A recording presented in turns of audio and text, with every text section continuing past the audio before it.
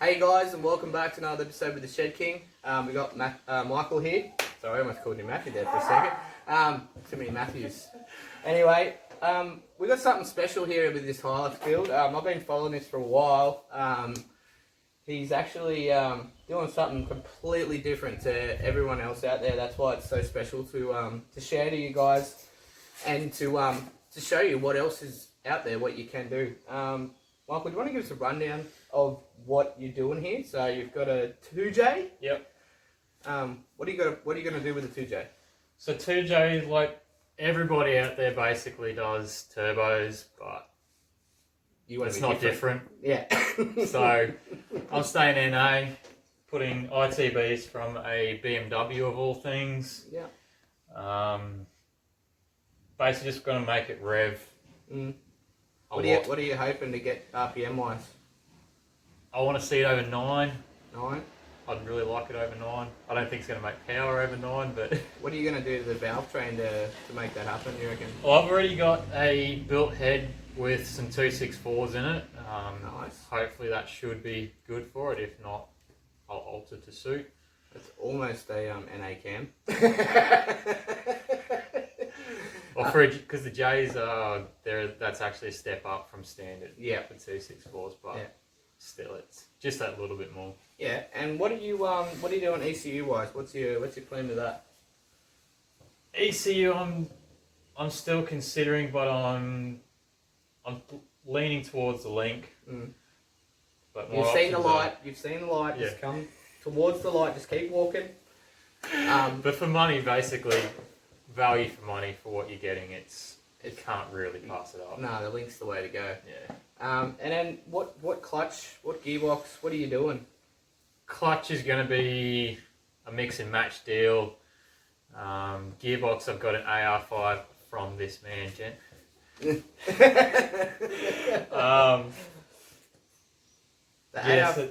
Basically, it'll well and truly handle what I need it to do. Yeah. And what are you sort of hoping for? NA horsepower, like mid 200s, 300s, or what's your I like around the 300, but realistically, it's not going to take much to make this thing lively. No.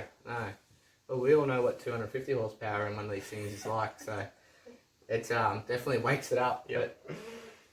But we'll just do a little run through of his ITBs and what he's got going on. This is a pretty interesting build to me and to you guys. He's also got some chassis work he's doing in the rear, which we will share with you in a minute. Also, you've done a coilover conversion on the front. Yep. Now, how did you go about that? Lots of a bit of trial and error, which we won't go into. Yeah. But really, so I've just got it to where I want it sat nicely, still adjustable easily. Yeah. I've got coilover adjustment and I've got adjustment through the actual mount itself. Yep. But it's just basic, really. It's not that big a deal. I just modified the upper arms just so I got some clearance for the coilovers because it needs a bit. Factory ones. Yeah. And how did you go about selecting a coilover and all that sort of stuff? Did you just find something that you thought would work, or what's the... Initially I did, and then basically the more I've looked at the one that I got, it was not really the best to what I needed. So I've basically found the shortest one possible and gone with that. I found with coilovers, like you said, the shortest one possible, but around 8 to 9 inches sort of fits in there really well. Yeah. Anything above that, I ran the 13.5 inches, and everything is just so tight, and I have to, I just spent hours making it work. Because as it is, I've got with that one there, I've got just enough clearance for the steering. Yeah. And it's millimetres. Yeah, I have less than that. Anyway, guys, let's do a little walk around and let's check out what he's got going on. So these are the ITBs we were talking about. So ITB stands for Independent Throttle Body, which is what he's doing here.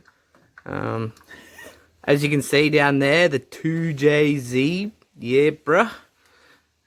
These are one hell of an engine. I love them as much as I love a 3R. So he's got, they're off a BMW, is that right? Yeah. Yeah, and how much is the ID in here? They are a 52, I believe it was. Yeah. Yep. So 52 mil, which is 2 inches for you guys in the States. And what's your methodology here, man? Because you've got this rod here.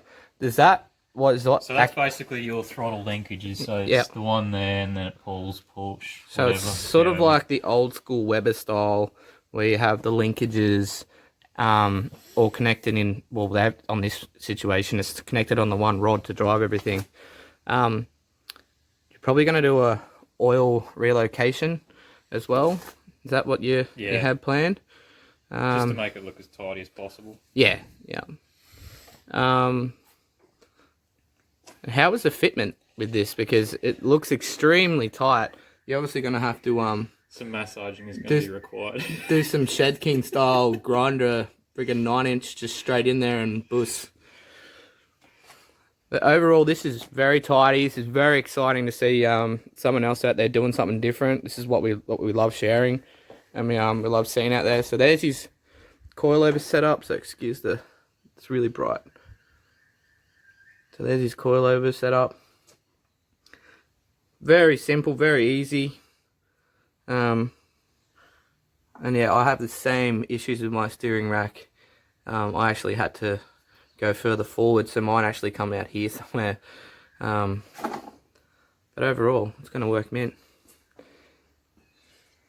Alright, let's go and look at the chassis. So these gorgeous wheels he's got on here. I'm a big fan of the 5/6 spoke wheels. Not many people are, but I honestly love these things. They are absolutely gorgeous. Now, what are they? Now, they're Work Emotion T7 R2Ps. They're 18 by 9.5 zeros. That's a big wheel. It is. Yeah. They sit quite nice. Yeah. That's you're gonna have no problems with traction as long as you get a good semi-slick on there. You'll be right. You. Who else likes these wheels? Hit me up in the comments and confirm that I'm not crazy, because these things are gorgeous. Alright, so this is just a little surprise we've been talking about at the back, and Michael's been this project's been in the works for years. So what subframe is this you're gonna... So this is a subframe out of a R32 GTST. Yep. So that's a Skyline for the people that don't know. And it's an independent rear suspension cradle. So there's a diff that sits in the center, and then 2 axles will come out either side and basically bolt into the back of his hubs there and make that all work, which is pretty exciting, and I honestly can't wait to see it all together. So hopefully you pull your finger out, bud, and just make it happen. So anyway, guys, this is Michael's 2J ITB setup. It's going to be cool as hell when it's done. So we'll keep an eye on this, and we'll keep everyone up to date with what's going on. There's plenty to happen still. So anyway, guys, everyone, I want you to take care, and I'll catch up with you real soon.